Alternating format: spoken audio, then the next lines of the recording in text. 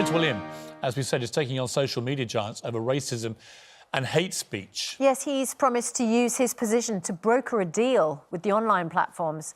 He says he's shocked and appalled at the lack of action. Well, reality TV star Gemma Collins told me about the vicious trolling she suffered in our Life Story show, which airs tomorrow night on ITV.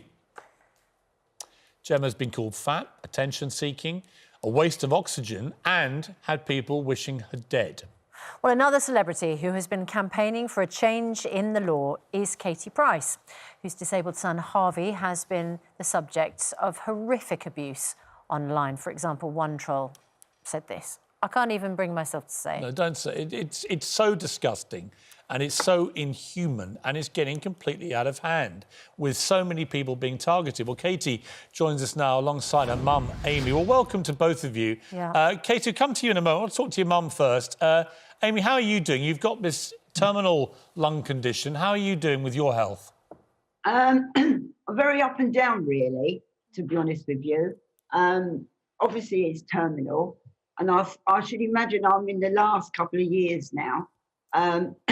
So what with COVID and everything, if I catch a cold or COVID, there's just no hope. So that would be the end of it for me. But positively, I'm pushing to see if I can get on the transplant list.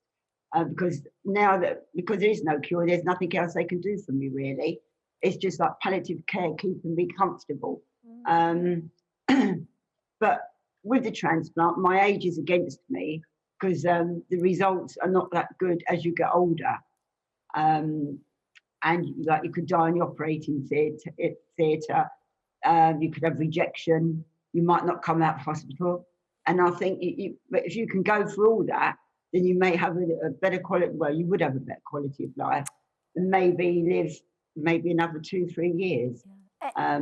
So I'm pushing for that at the moment. Well, we wish you all the very best with that. I wonder Amy. how much time, Amy, bearing in mind what you've said and what you're hoping for, but you're obviously going through your own personal hell at the moment. And one of the problems of the COVID pandemic is we can't spend time with the people that we would normally be with. Are you able to be with your daughter, with your family? I mean, you're obviously separated at the moment, and household mixing means that it's very hard unless you're in a support bubble to be together. How are you finding that? A relief in some ways, and that sounds funny, but I haven't seen Kate since, I don't know, really, personally, since last October, my birthday. And I must admit, even though in lockdown, this Zoom has been amazing. I think as a family, we're all a lot closer because of the situation, because we all make more of an effort to keep in contact. And like we have family quizzes on the Friday, which deteriorate, as you can imagine.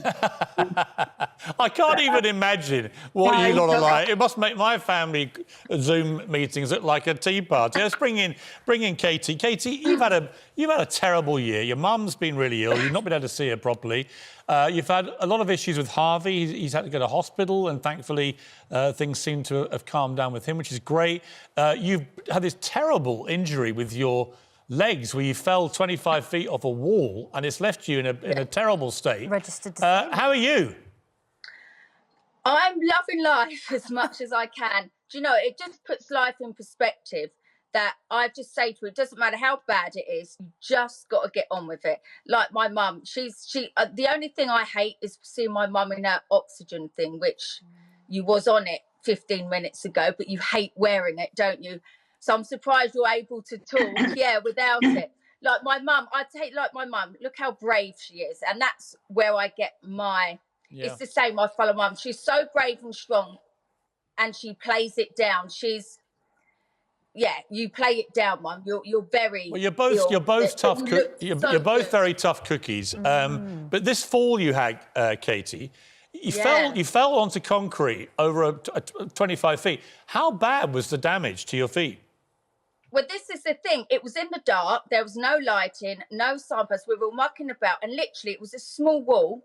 And I just ran to jump over it. And I didn't realise it was 25 foot drop the other side. Landed on my feet. So literally, even the physio that I see, he does a lot of footballers and stuff like that. And he said in 35 years, this is the first injury he's ever seen like this, apart from one parachuter who did it in one foot. He said, and even the surgeon said, if you was going to break your feet, you've done the best job. I've got screws, metal plates, everything. What long-term damage? What long-term damage have you had? Yeah, I won't ever be able to run again. I walk funny. I've got one leg longer than the other now. But luckily, I can still horse ride and ride a bike. So, because horse riding, apart from that foot, it's not here. Yeah. And I heard you can never wear high heels again. Well, I haven't tried. And to be honest, I'm actually happy that I can walk. So high heels for me at the moment, I'm not even worried about that. The fact I'm out of the wheelchair is a massive thing for me. Well, good luck with your recovery. I sprained an ankle last July and I'm still having problems with it. I think, unfortunately, as we get older, Katie, all right, these things take, it gets harder, doesn't it? Katie, we're all playing the world's smallest violin for you, Piers. I don't want any sympathy either, don't worry. I came from a tough old roll-your-sleeves-up family. Katie, let's talk about Harvey for a moment. Your programme with him aired recently, incredibly powerful, and it shone a spotlight onto your life, which I've known about and I've seen firsthand, but many people haven't.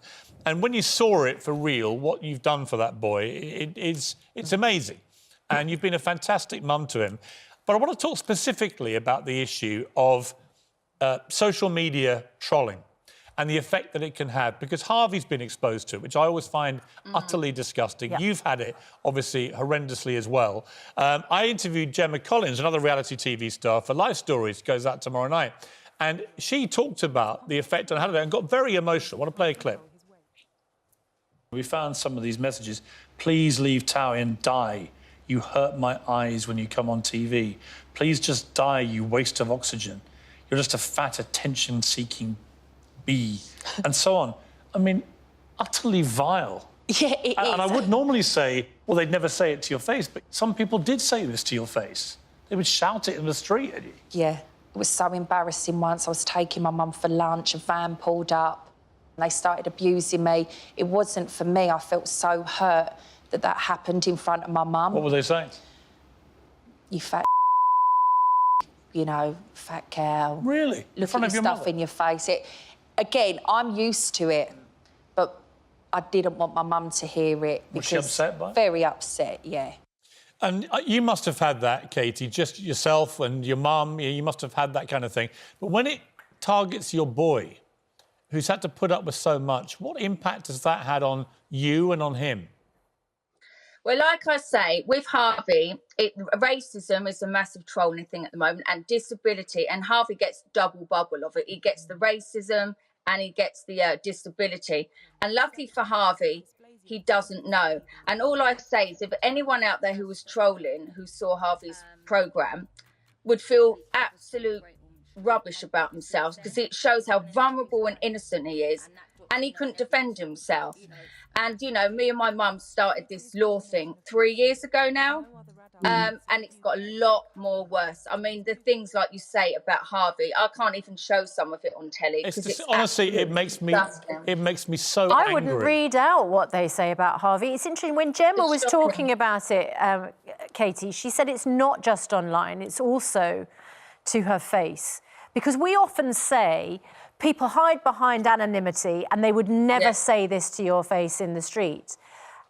What's been your experience with Harvey about that sort of abuse? Well, luckily for Harvey at the moment, he's been locked in because he's one of the extremely vulnerable. But to be honest, when I do take Harvey out, everyone loves him, because I think they can generally see he's a big boy in that, but he's just so innocent. He's like a kid, really. But him aside, me on my own, when I've been out with Princess and that, I get the names. I used to. I don't so much now. But online, something's got to be done. It's just outrageous. And the thing is, if you say it out loud, it sounds more, you know, bad. But yet online, when you read it, people just dismiss it more. Explain what Harvey's law is that you've been campaigning with. So basically, Harvey's law is to try and make online trolling a criminal offence. Now, talking of that, there was I even put it on my Instagram, and even one of the newspapers put it out. These two faces of this man and woman who clearly painted their face, the man did, and did Harvey's eye movement and then mastered his voice. First of all, what goes through people's head to think, right, I'm going to mock Harvey? That, you know, you don't just do the video once. They would have had to do it a few times before they thought they got it right. And then they posted it. But unfortunately, they posted it, or fortunately, and someone from the public thought it'd be funny to repeat it, you know, put it back out. So now the police found that guy. They're now prosecuting him. It's going to the Crown prosecution, and I've done a statement. I don't know what they're going to charge him with, but the police said they want to do something. Well, they've got to start... We're going to have a debate about this in a moment with the panel. Yes. They've got to start taking better action. It cannot go on. To have an 18-year-old disabled boy who's got enough battles in his life being racially abused and abused about his disability is disgusting. Let's end on a happy note, Katie. Harvey's taking up a new role as an ambassador. Oh, how amazing. The thing is, Harvey doesn't realise how lucky all these offers are for him. Yet Mencap have asked him to be an ambassador. And to me, out of my whole career, if I can do anything, and with Harvey, that is to raise awareness for disability, to try and make it normal, you know, just because you've got a disability. But Harvey's just like, when I said, Harvey, you're going to be an ambassador, he just goes, yeah, babe, wow. He just doesn't, you know, and he wanted to draw you a snowman, by the way. And he said, I will do, and he still hasn't done it. He wanted to call it the... You know what? He's got busy. He's got more important things to worry about. He has. I think, Katie, I think he's recorded a little message for Piers. Oh, he did yesterday. Let's have a look. Hi, Piers Morgan. Will Harvey be a good man? I'm going to draw a big snowman for Piers Morgan. Rabbit, rabbit, rabbit. You know what? I love Harvey. He's such a sweet boy. He's very funny. Yes. And I think you've been an amazing mum to him. And he's going to be an ambassador for the UK's leading learning disability charity, Mencap. And I wish him all the very best with that. Katie, great to catch up with you. And Amy, best of luck to you. I know it's been a very tough time for you. And you're looking better with your age, Piers. You're aging all right, aren't you, Yeah, ageing is a blessing, Katie, isn't it, Katie? Are you making a play for me live on air? Could I be husband number 26? No, you know what? I think this is the first time we've had a normal conversation. Amy, how would you feel about me finally making a decent woman of your daughter? Oh my God! I found my perfect man now. There's no more. Oh, there we go. Are you getting, Katie? Are you getting married again? No, don't go there. Don't answer it. Don't you dare I'm not, answer Mum. it. Yeah, we will, Ben. You like him. And you like him, Mum. So you've got oxygen to say that. I love to end with a bit of a Price family coming together in this way. Save your breath, Mum. Save your breath. She needs to save her breath. Come on, let's be honest. Listen, it's lovely to talk to both of you. Best of luck to you, Amy. Best of luck, Katie. You. And send Harvey our very best. Yeah.